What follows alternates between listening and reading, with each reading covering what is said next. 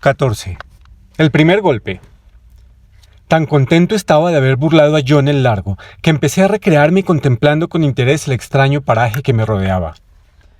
Había cruzado un terreno pantanoso lleno de sauces, espadañas y unos árboles raros, exóticos, de ciénega.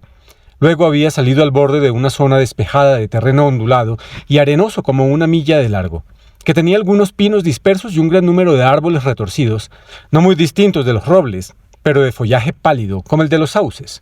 En el otro extremo del espacio abierto comenzaba uno de los montes, con dos extraños picos enhiestos que resplandecían vívidamente al sol. Ahora sentía por primera vez el gozo de explorar. La isla estaba deshabitada, mis compañeros de barco habían quedado atrás, y ante mí no tenía otros seres vivientes que las bestias mudas y las aves. Deambulé de un lado a otro entre los árboles. Aquí y allá había plantas en flor desconocidas para mí. Y aquí y allá vi serpientes, una de las cuales sacó la cabeza de un borde rocoso y me silbó con un ruido no muy distinto del zumbido de una peonza. Poco imaginaba yo que se tratara de un enemigo mortal y que el ruido era el famoso cascabel. Luego llegué a una gran espesura de árboles parecidos a los robles. Encinas oí después que se llamaban, que crecían por la arena como zarzas, con las ramas extrañamente enmarañadas y el follaje espeso como si fuese barda. Estos arbustos se extendían desde lo alto de una de las lomas arenosas, aumentando y creciendo de tamaño a medida que bajaban, hasta llegar al borde de la ancha zona pantanosa de juncos, a través de la cual discurría el más próximo de los riachuelos, en dirección al fondeadero. El marjal desprendía vapor bajo el intenso sol, y la silueta del catalejo temblaba a través de la calima.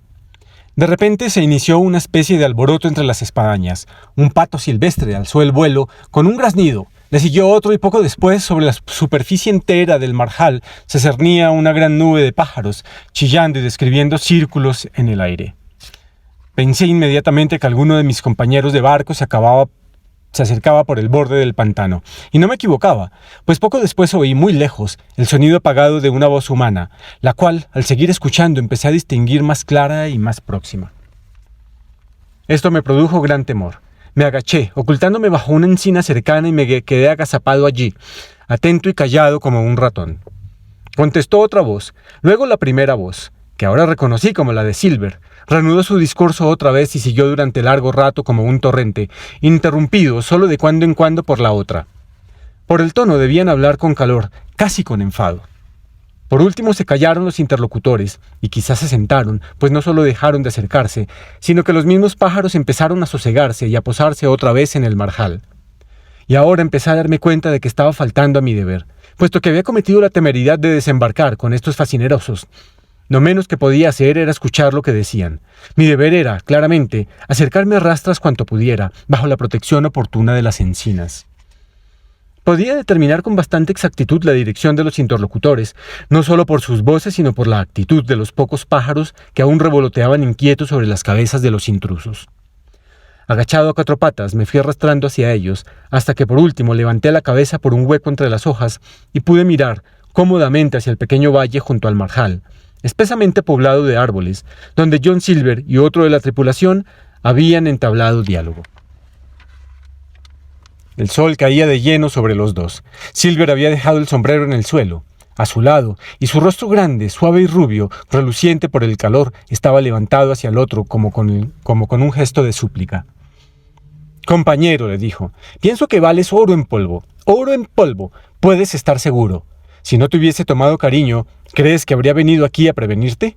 Todo está tramado. No se puede hacer ni evitar nada. Te lo cuento para que salves el pescuezo. Si uno de esos desalmados se entera, ¿qué sería de mí? Dime, Tom, ¿qué sería de mí?» «Silver», dijo el otro hombre, y observé que no solo tenía la cara congestionada, sino que hablaba con voz ronca como un cuervo y que le temblaba como una cuerda tensa. «Silver», dijo, «tú eres viejo y honrado, o tienes fama de serlo, y tienes dinero también, cosa que montones de marineros no, y eres valiente, o mucho me equivoco. Así que dime, ¿por qué te dejas arrastrar por esa chusma? Parece mentira, tan cierto como hay Dios, que antes me dejo cortar una mano. Si me volviera contra mi deber...» Y de repente un ruido le interrumpió. Comprendí que este era uno de los hombres honrados. Pues bien, aquí, en este mismo instante, me enteré de que había otro. A lo lejos, en el marjal, se oyó como un súbito grito de rabia. Y luego otro, y de repente un alarido espantoso prolongado.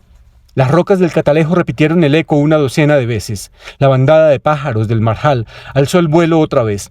Y mucho tiempo después, mientras aquel grito mortal se resonaba aún en el cerebro, había vuelto el silencio de nuevo, y solo el rumor de los pájaros apaciguándose y el retumbar lejano del oleaje turbaban la languidez de la tarde.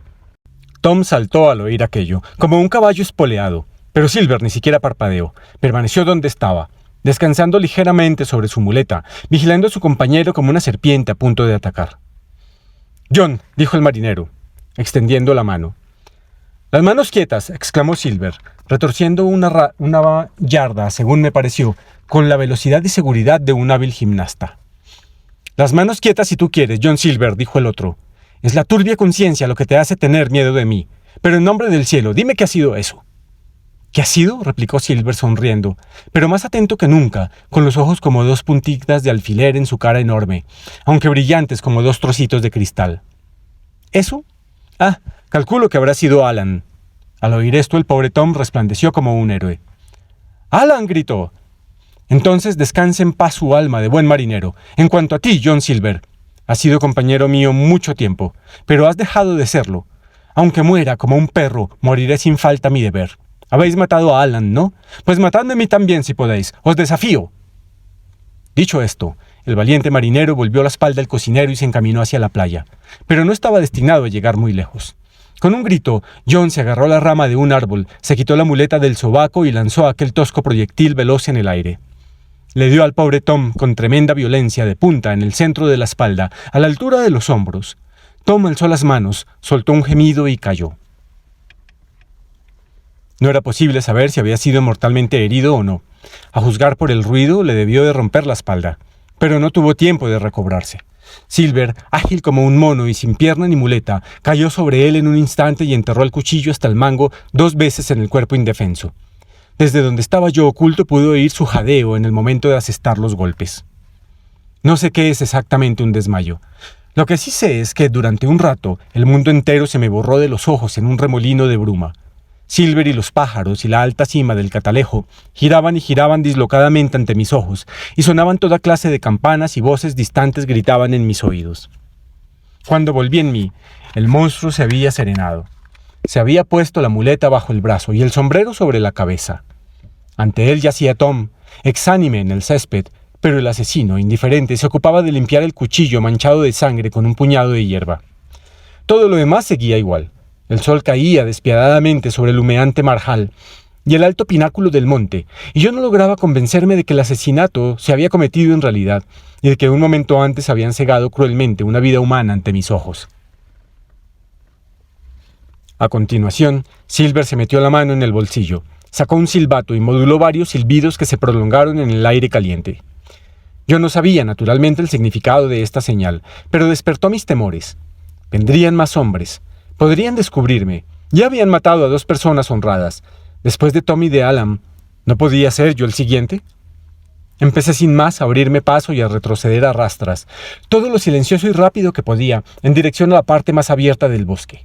Y mientras me afanaba, pude oír cómo se llamaban a voces mutuamente el viejo bucanero y sus camaradas. Y esta señal de peligro me dio alas.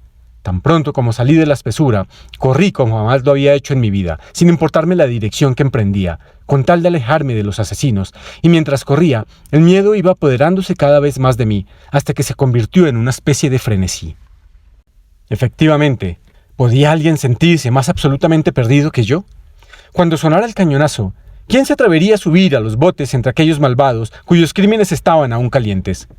¿No me retorcería el pescuezo como a un pájaro el primero que me viese? ¿No era mi ausencia prueba de mi alarma y por tanto de que estaba fatalmente enterado? Todo se había terminado, pensé. Adiós a la Hispaniola, adiós al Squire, al doctor y al capitán. No me cabía otra cosa que morir de hambre o en manos de los amotinados. Durante todo este tiempo, como digo, seguí corriendo sin reparar en nada. Llegué al pie del pequeño monte que tenía los 2 picos y me adentré en la parte de la isla donde las encinas se espaciaban más y se asemejaban a los árboles de una selva por su aspecto y tamaño. Entre medidas había algunos pinos dispersos, algunos de unos 50 pies, otros de lo menos 70. El aire también era más fresco que abajo en el pantano. Y aquí una nueva alarma me detuvo y me dio un vuelco al corazón.